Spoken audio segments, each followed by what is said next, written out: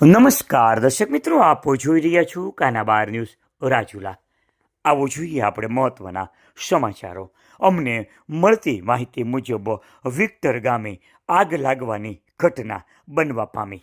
આગ લાગવાની ઘટનાના સમાચાર રાજુલાની ફાયરની ટીમને મળતા ફાયરની ટીમ શિવાભાઈ અને જયભાઈ સહિતની ટીમ ઘટના સ્થળે દોડી આવી.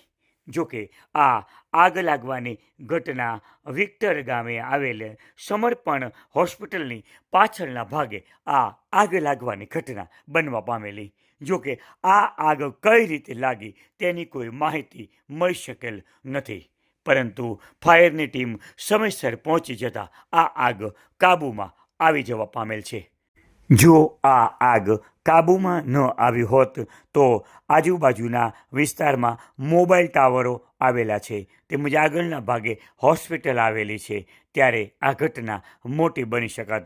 પરંતુ ફાયર બ્રિગેડની ટીમ સમયસર પહોંચતા આ આગ કાબૂમાં આવી જવા પામેલ છે.